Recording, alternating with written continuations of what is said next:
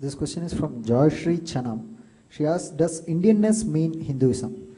Would you assume that people in the northeast states of India consider themselves Indians?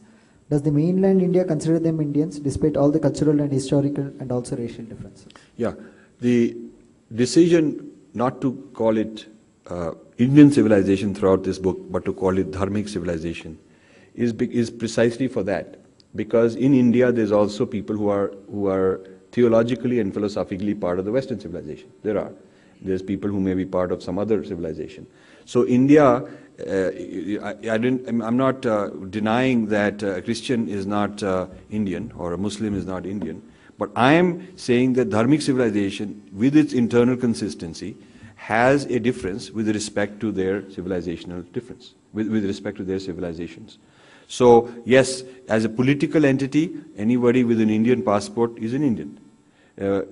Anyone who becomes an Indian is an Indian by birth or by whatever means that is allowed.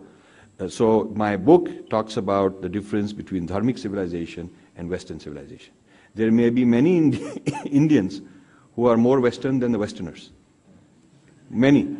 I come from St. Stephen's College, and every time I'm here, they hold some reception in somebody's house, and I meet all my old friends, and they're all showing off who's become more Western and who knows this and who knows this, that. And I mean, the whole culture of the power structure is highly Westernized.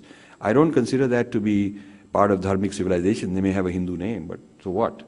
Or they may want to be called Hindus by default because they don't understand anything, and they just sort of confused people. But my book is strictly a comparison of Dharmic civilization with Western civilization, not a political book at all about Indians and so on. Thank you, sir.